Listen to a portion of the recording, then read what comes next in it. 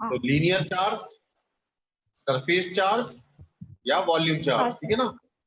Volume पर charge केवल insulating material में यानी नॉन कंडक्टिंग में होगा, जबकि कंडक्टिंग अगर है तो पूरा सरफेस पर चार्ज आ जाता है, सरफेस पर होगा।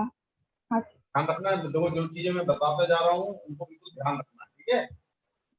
हाँ सर। हाँ, तो अब हम बात करेंगे कूलम्स लॉ की। किसकी? Coulomb's law. Coulomb's law.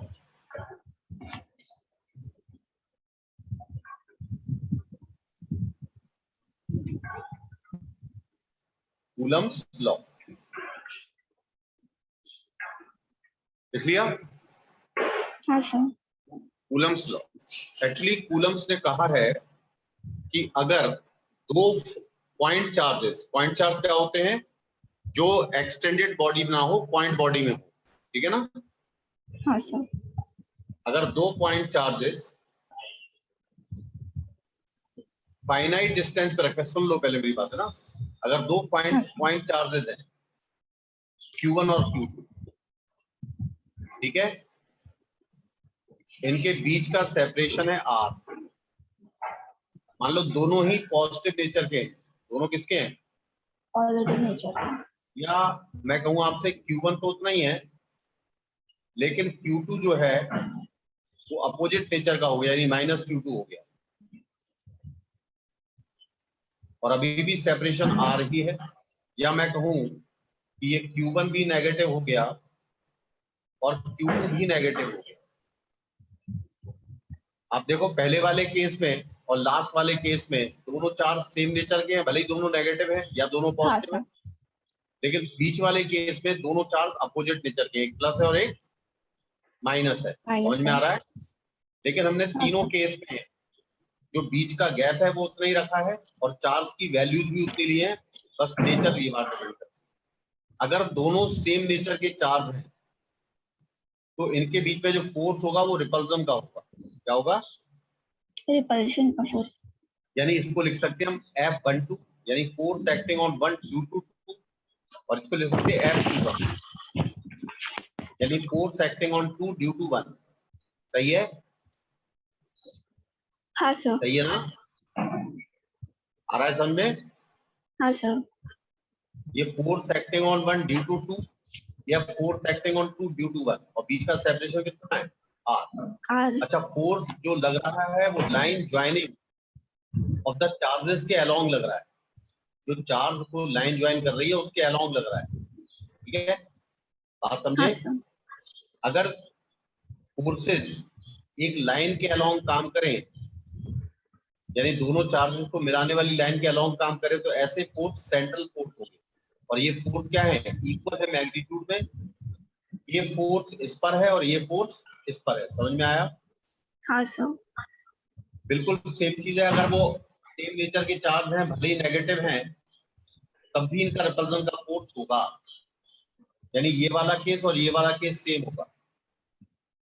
यानी यहाँ पर भी F12 उतनी ही वैल्यू आएगी और यहाँ पर भी F21 उतनी ही वैल्यू आएगी। समझ में आया?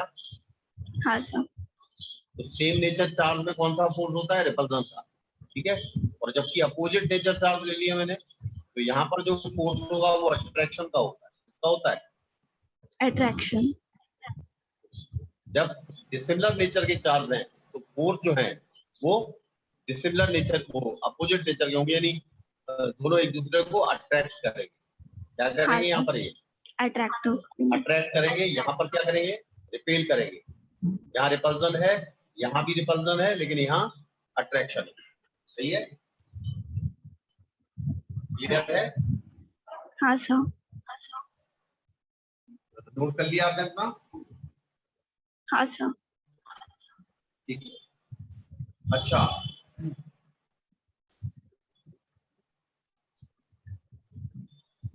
थोड़ा ध्यान दें। ये जो फोर्स होता है, ये जो फोर्स होता है,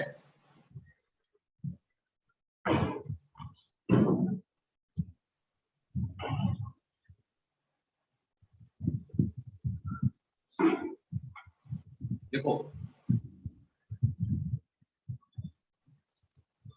देखो, ये जो फोर्स है यानी F12 लिया आपने चाहे F21 लिया, जितना F12 का मैग्नीट्यूड होगा उतना ही F21 का होगा, लेकिन डायरेक्शन क्या होंगे?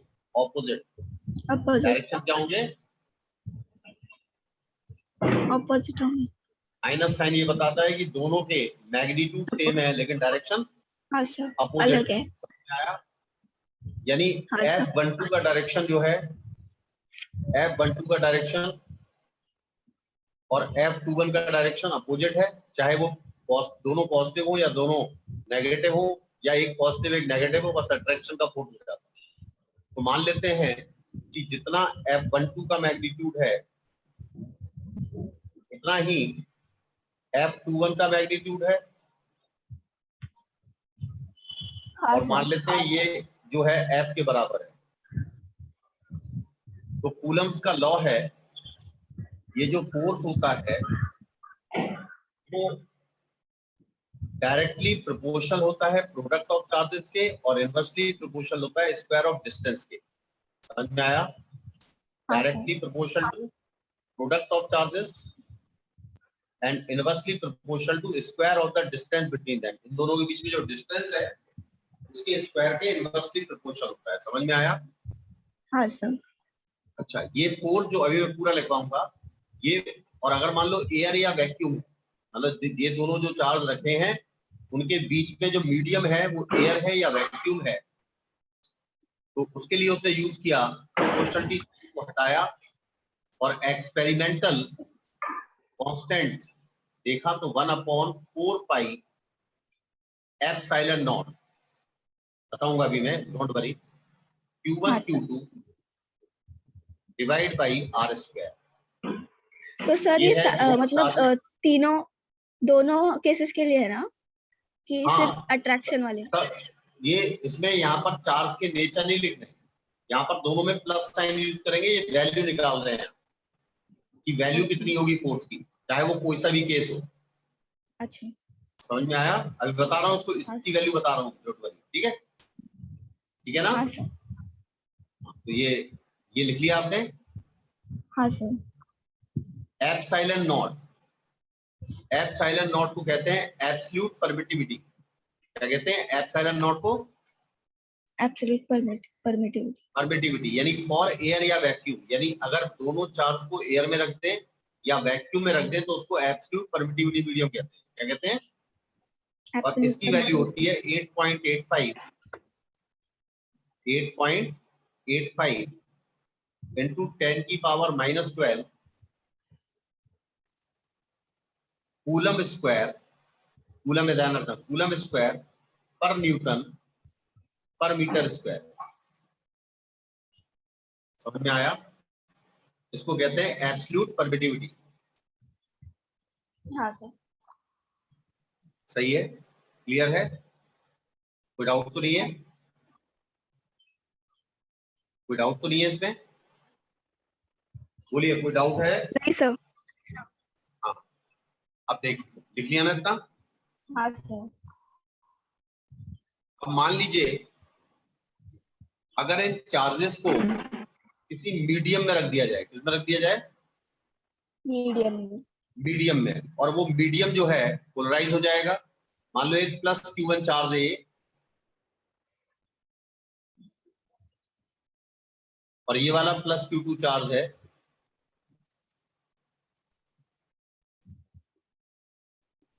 तो जब मीडियम पोलराइज हो जाएगा तो यहाँ नेगेटिव चार्ज बहुत एक्सेस हो जाएगा मीडियम का। ये पोलराइज चार्ज है, कौन सा चार्ज है? Polarize charge. कौन सा है ये? अरे मीडियम का पोलराइजेशन होगा ना, तो पॉजिटिव के पास कौन सा कलेक्ट हो जाएगा चारों तरफ? नेगेटिव हो जाएगा ना? नेगेटिव। और यहाँ पर भी नेगेटिव हो जाएगा। हाँ सर, नेगेटिव सुनना अच्छी तरह।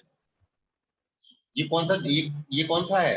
लिख देना पोलराइज, पोलराइजेशन ऑफ मीडियम। यानी आपका जो मीडियम है ना, जिसमें ये रखा हुआ है, मतलब पानी है या कोई भी है, हाँ। जिसके अंदर आपने चार्जेस को रख दिया, तो पानी के मॉलिक्यूल पोलराइज्ड हो जाते हैं। क्या हो जाते हैं? पोलराइज्ड हो जाते हैं। और पोलराइज्ड होने पर जो अपोजिट नेचर चार्ज होता है वो इसके पास कलेक्ट हो जाता है और सेम नेचर चार्ज दूर भाग जाता है। अभी इन दोनों के बीच में कौन सा फोर्स है? इस पॉजिटिव और इस पॉजिटिव के बीच में कौन सा फोर्स है? रिपल्सन। कौन सा फोर्स है? रिपल्शन। ये तो अभी भी उतना ही है जितना पहले निकाला। और ये वाला फोर्स किसका है? मीडियम का। ये फोर्स किसका है? मीडियम का। लेकिन ये जो फोर्स है, जो दो चार्जेस के बीच में फोर्स लग रहा था, वो भी अब तो वो भी नहीं है, वो चेंज नहीं हुआ, लेकिन मीडियम ने एक एक्स्ट्रा फोर्स लगा दिया। तो इस पर जो नेट फोर्स होगा वो कम हो जाएगा। क्या हो जाएगा? वो कम हो जाएगा। नहीं समझ में आया? अगर मैं दोनों चार्जेस को किसी मीडियम में रख दूं तो due to polarization of medium, ये मीडियम जो है उन चार्जेस पर एक फोर्स लगाने लगता है। क्या लगाने लगता है? फोर्स लगाने लगता है।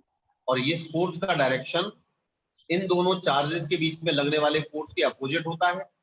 तो जो नेट फोर्स होता है F net is equal to होता है F minus force due to medium.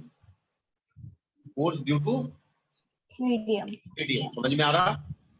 हाँ सर। यानी मीडियम का फोर्स जो है, जो मीडियम ने फोर्स लगाया है, वो इन दोनों चार्जेस के बीच में लगने वाले फोर्स का अपोज कर रहा है। क्या कर रहा है? वो अपोज कर रहा है। तो net force F minus F M हो जाता है। और नेट फोर्स जो होता है, ध्यान से सुनना, नेट फोर्स भाई बताऊंगा मैं। नेट फोर्स अभी मैंने क्या बताया? एफ की वैल्यू क्या बताई? 1/4 पाई एप्सिलॉन नॉट। इसको एप्सिलॉन नॉट पढ़ते हैं। एफ नेट, जो नेट फोर्स होता है वो होता है 1/4 पाई एप्सिलॉन। वहां एप्सिलॉन नॉट था, यहाँ सिर्फ एप्सिलॉन है, into Q1 Q2 upon R square. इस एप्सिलॉन को कहते हैं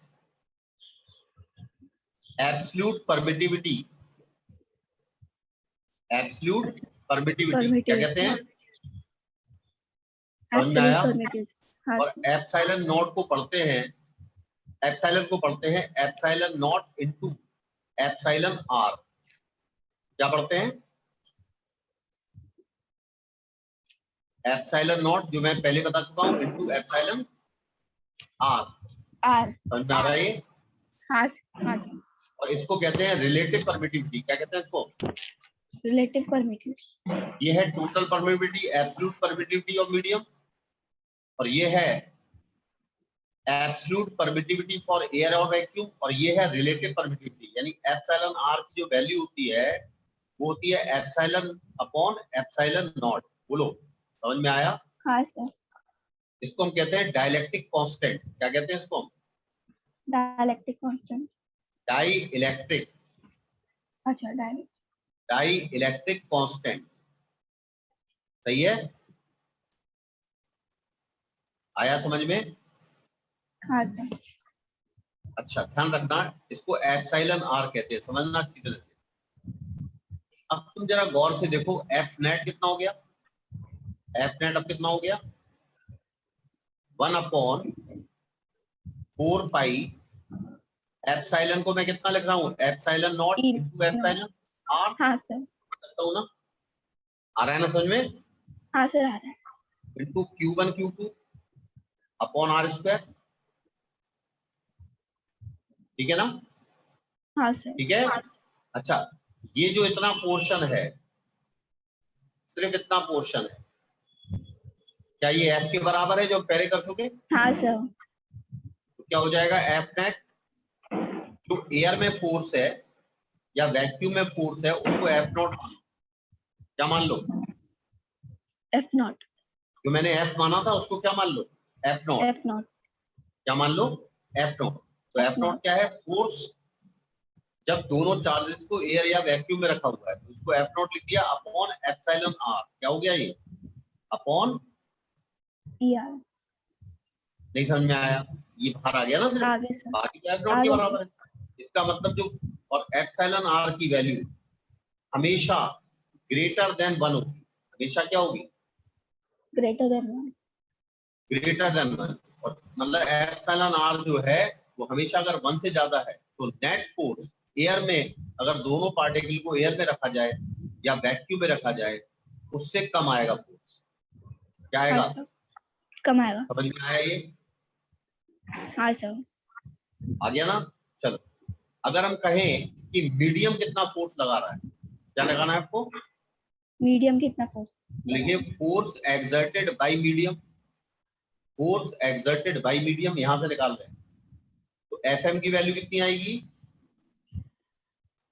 बोलो, फोर्स एक्सर्टेड बाय मीडियम कितनी आएगी? F nought minus F net, है ना? हाँ, एफ नेट। हाँ sir.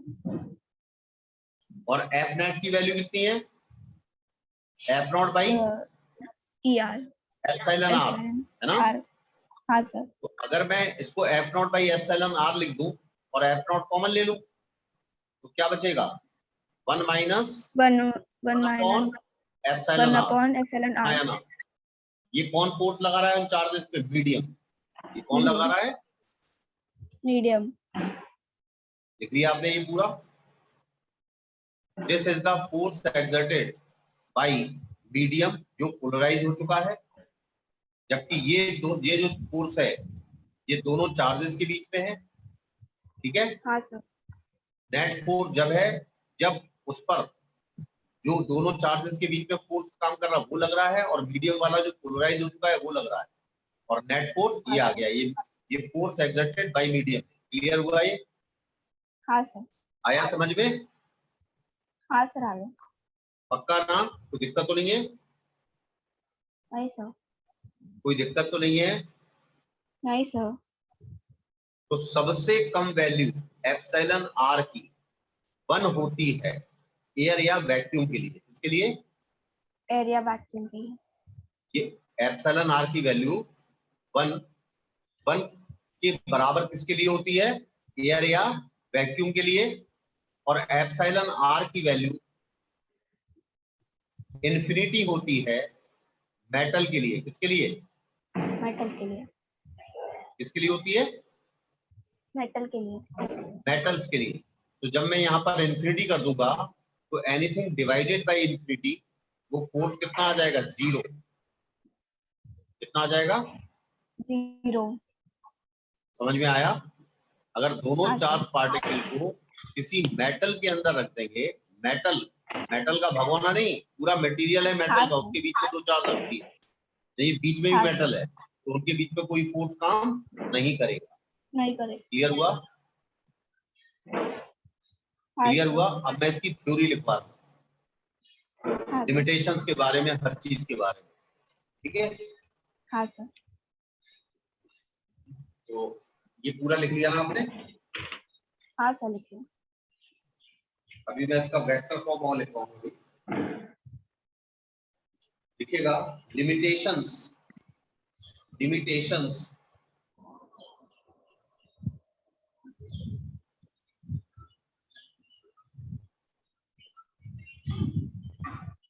limitations of Coulomb's law, limitations of Coulomb's law।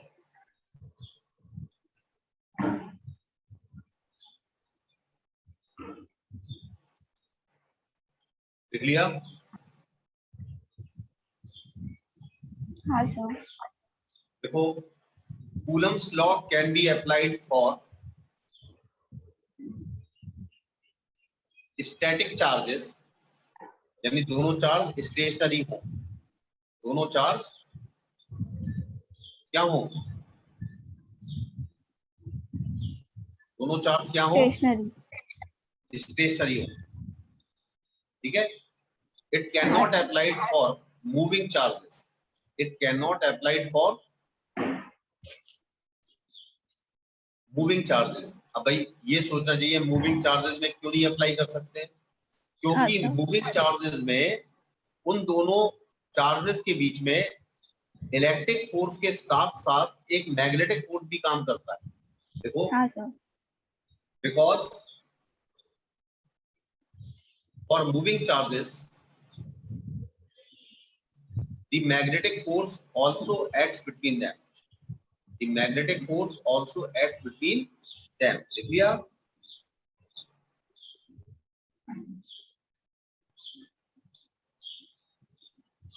लिख लिया? जोर से बोलो, जोर से। हाँ सर। दूसरा है it can apply only for point charges. It can apply only for point charges. Point charges. Point charges का मतलब एक पॉइंट पर टोटल चार्ज कंसंट्रेटेड है, यानी बॉडी नहीं है, क्योंकि अगर बॉडी हाँ, होती है तो इंडक्शन होता है. समझे? इंडक्शन का मतलब उसके अंदर चार्ज शिफ्ट हो जाते हैं. बताया था ना ये. हाँ सर. तो लिखिएगा पॉइंट चार्जेस. क्या लिखा आपने? It can apply only for point point charge. Charges. कारण लिखो because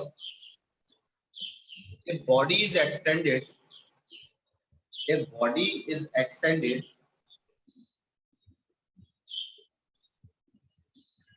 then due to polarization, of charges,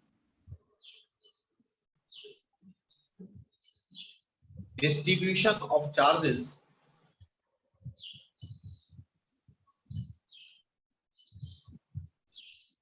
on body affects. अब मैं समझा रहा हूँ पूरा. एक मिनट साफ कर दूं इसे. हाँ सर. ये पूरा साफ कर दूं ना आगे पीछे का? हाँ सर.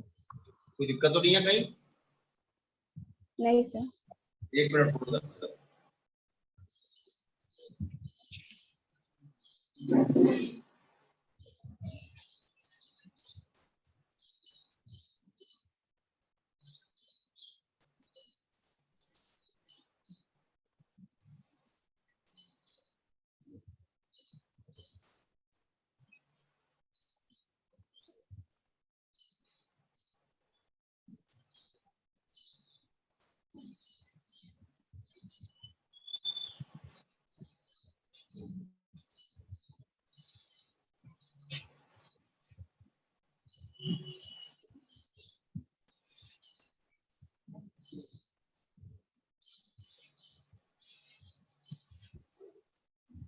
इस शीट पे तो क्लियर दिख रहा है ना वैष्णवी? हाँ सर, इसमें दिख रहा है. क्योंकि पेज पे लिखते थे ना वो छोटा छोटा दिखता था. हाँ सर, उसमें जरा दिखाई नहीं देता. तो मुन्नू इस शीट पे क्लियर है?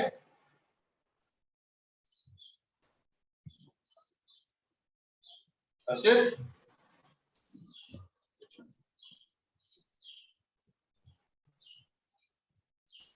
हाँ क्लियर है, क्लियर है. क्या सो रहा है क्या? नहीं नहीं.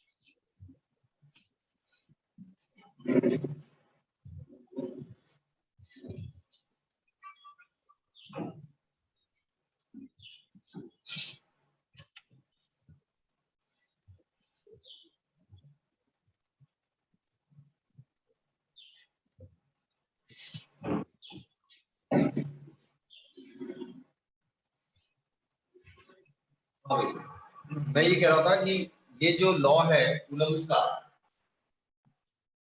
वो केवल किसके लिए एप्लीकेबल है? चार्ज दोनों स्टेशनरी हो या दोनों पॉइंट चार्जेस हो. हाँ सर. क्योंकि अगर चार्ज स्टेशनरी नहीं होंगे तो कौन सा एक्स्ट्रा फोर्स लगने लगता है उसके ऊपर? Moving magnetic. समझ गए? मैग्नेटिक. हाँ, मैग्नेटिक. और अगर पॉइंट चार्जेस नहीं होंगे तो एक्सटेंडेड होने के कारण बॉडी के अंदर पोलराइजेशन ऑफ चार्ज हो जाएगा, जो नेट फोर्स पर इफेक्ट करेगा. जैसे फॉर एग्जांपल, जैसे मैं कहूं कि एक बॉडी है बड़ी, ये बड़ी बॉडी, ठीक है? हेलो. हाँ सर. ये पॉइंट बॉडी नहीं है, एक बड़ी बॉडी, और यहाँ पर हाँ एक पॉइंट चार्ज.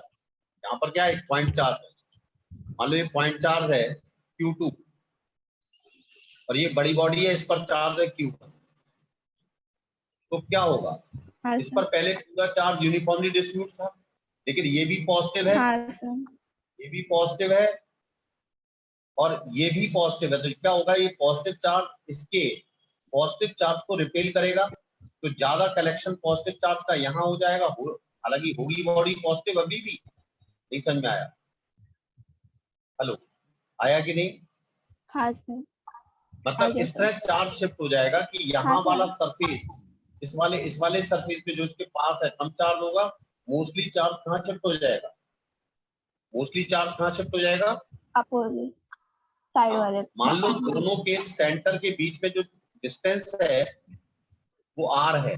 अगर आप कूलम्स लॉ लगाते हैं तो कूलम्स लॉ में जो कूलम्स लॉ से फोर्स आएगा, जो फॉर्मुलेटेड फोर्स आएगा कूलम से, वो क्या होना चाहिए, 1/4 पाई, वो क्या होना चाहिए, 1/4 pi epsilon nought Q1 Q2 Q1 Q2 by upon R square होना चाहिए।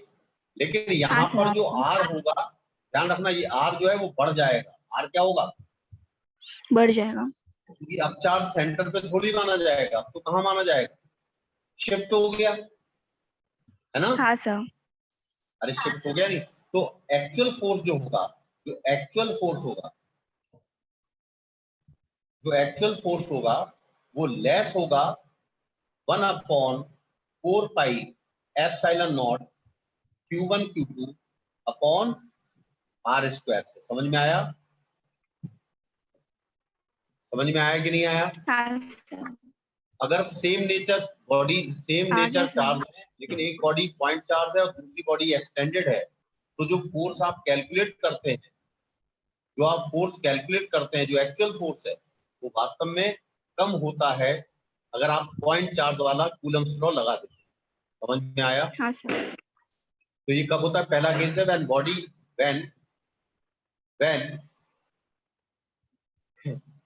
when extended body and point, and when extended body and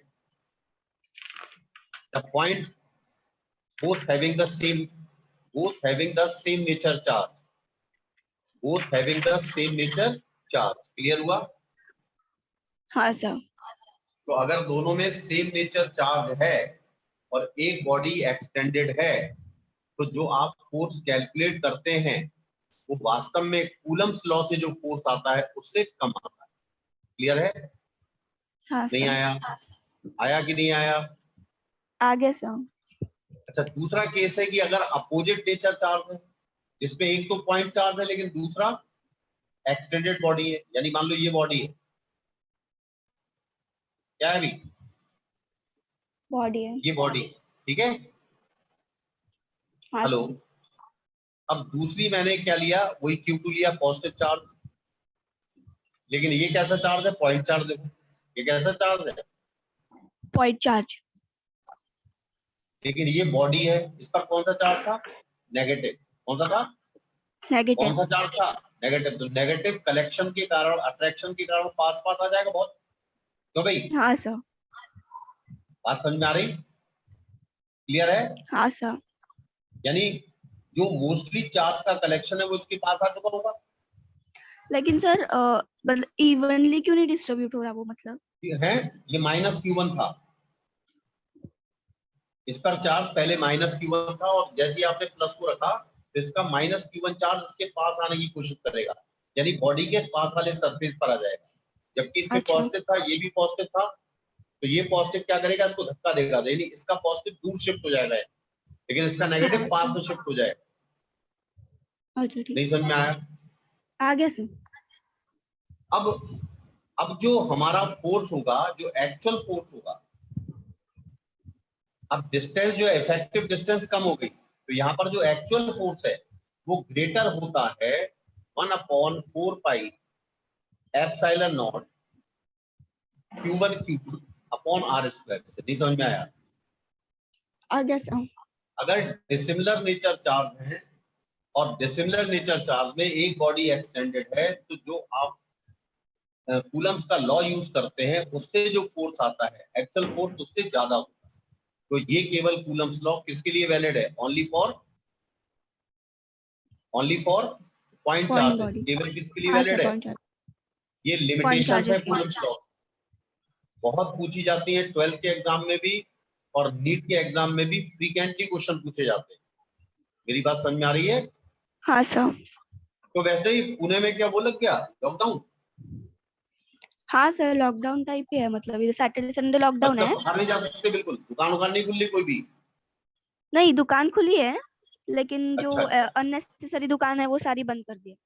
मतलब और थोड़ी 6 सख्ती हो PM गई टू, है? थोड़ी हाँ 6 सख्ती हो PM टू गई। 6 AM भी नहीं, बंद है सब, कर्फ्यू टाइप. अच्छा, अच्छा। अब एक बात ध्यान रखो, कुछ चीजें लिखवा रहा हूं मैं, देखो मैं तुम्हें एक्स्ट्रा बहुत चीजें लिखवा रहा हूँ, इसलिए ध्यान रखना। हाँ सर. कूलम्ब्स लॉ में बात है, देखो force acts between two charges, अब ये कूलम्ब्स लॉ बता रहा हूँ पूरा, force act between two charges,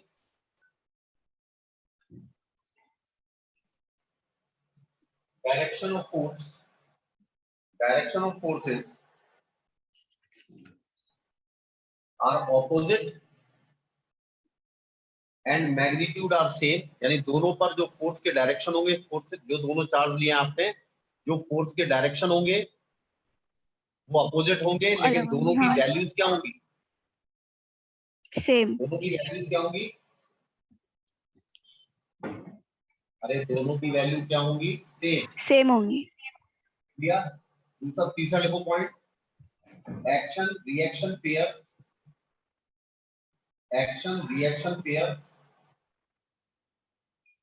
and direction always along the line joining the two charges, यानी दोनों पे लगने वाले फोर्स जो है वो एक्शन रिएक्शन है, क्या है वो? Action reaction. एक्शन रिएक्शन है, और दोनों फोर्सेस का डायरेक्शन उन दोनों चार्जेस को मिलाने वाली लाइन के अलोंग है। जब इस तरह की कंडीशन होती है तो ऐसे फोर्सेस को हम सेंट्रल फोर्स कहते हैं। क्या कहते हैं? therefore these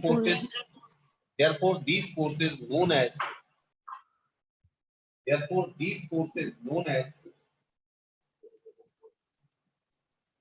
central force।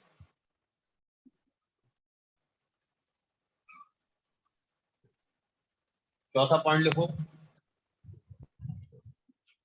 Epsilon not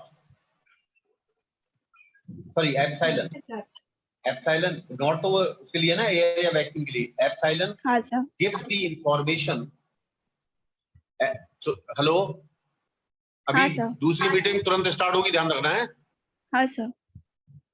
देखो, epsilon gives the information that how much the medium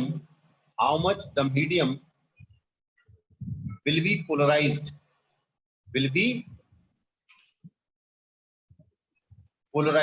समझ गए? हाँ सर. क्लियर है? समझ में आया? हाँ सर. तो एप्सिलॉन ये बताता है कि उस मीडियम में रखने पर वो मीडियम कितना ज्यादा पोलराइज्ड होता है। जितना ज्यादा वो पोलराइज्ड होता है उतना कम फोर्स लगता है। जैसे मैं मेटल के अंदर रख दूं तो पूरा का पूरा पोलराइज्ड हो जाता है, ठीक है ना? अच्छा, यहाँ पर एक वर्ड आता है सी क्या कहते हैं? Speed of light. क्या कहते हैं सी को? Speed of light. और लाइट क्या है? इलेक्ट्रोमैग्नेटिक वेव है। क्या है light? Electromagnetic wave. Electromagnetic wave मान लो यहाँ चल रही है इस डायरेक्शन, तो ये किस स्पीड से चलती है? स्पीड ऑफ लाइट से। किससे चलती है? Speed of light. अरे इलेक्ट्रोमैग्नेटिक वेव किससे चलती है? Speed of light 3 lakh kilometre पर सेकंड से, ठीक है ना? हाँ सर. अच्छा, जो मीडियम के पार्टिकल होते हैं ना, उनके अंदर एक वाइब्रेशन होता है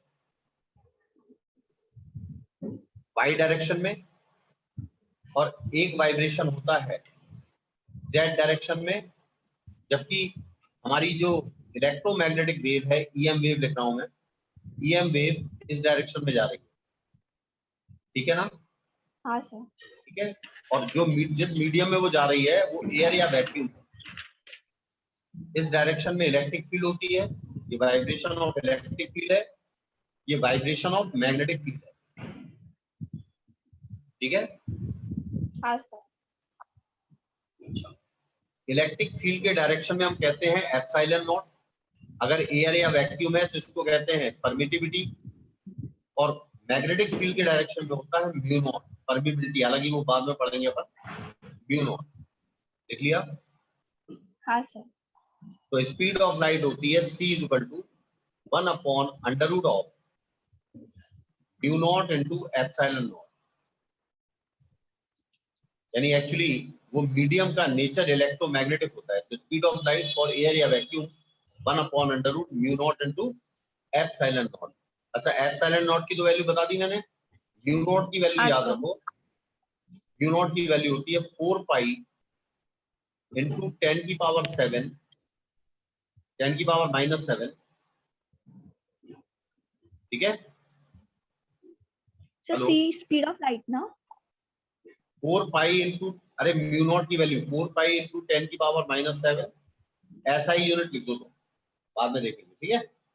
जब इनकी वैल्यू रखोगे एप्सिलॉन नॉट की और म्यू नॉट की, तो इसका आंसर आता है, इसका आंसर आता है 3 इंटू 10 की पावर 8 मीटर पर सेकंड। कितना आता है? 3 इंटू 10 की पावर 8 मीटर पर सेकंड। अच्छा, अगर मीडियम, कोई दूसरा मीडियम हो, किसी मीडियम में speed of light cm equal to होता है 1 upon under root of mu into epsilon. अब मैंने नॉट नहीं लगाया, मैंने दोनों में से नॉट हटा दिया, क्योंकि नॉट किसके लिए यूज होता है, एयर या,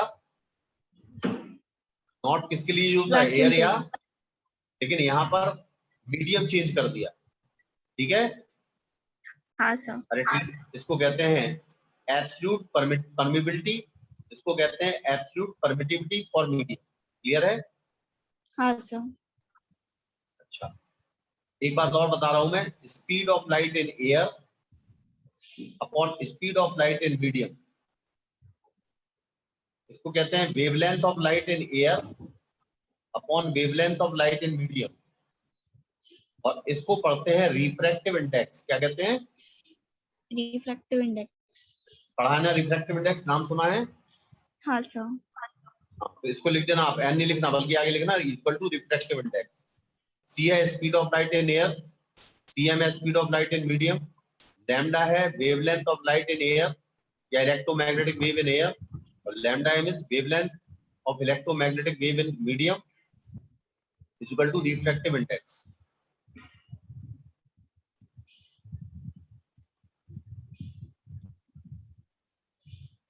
आया समझ में? हाँ सर। चल पलट दे पेज। हाँ सर। ये बिल्कुल क्लियर हो गया, तो हम हाँ कूलम्स सर। लॉ क्या मूविंग चार्जेस के लिए लगा सकते हैं? हाँ सर। अरे यार अभी यार 1 मिनट हुआ, मूविंग चार्जेस के लिए लगा सकते हैं कि नहीं सर, स्टेशनरी? स्टेशनरी तो चार्जेस के लिए लगा। तुम घर पे एक बार पढ़ती हो घर पर बैठ के? हाँ सर। पक्का रिवाइज करती हो? हाँ सर। एक बार तुम्हें रिवाइज करना बहुत जरूरी है, क्योंकि अभी अपनी स्टार्टिंग हुई है 12th की, और अगर हाँ मान लो सर। पुरानी चीजें भूलने लगेंगे, नई चीजें सीखने में दिक्कत होगी, ठीक है ना? हाँ सर। हाँ, अभी हमने देखा कूलम्स लॉ के बारे में, मैग्नीट्यूड मीडियम में रखने पर। अब कूलम्स लॉ का बेस्ट है वेक्टर फॉर्म। कूलम्स का क्या है? वेक्टर फॉर्म है। देखिए Coulomb's law in vector form, Coulomb's law in vector form.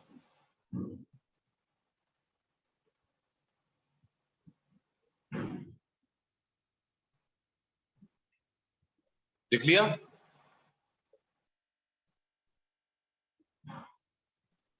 हाँ सर। चलिए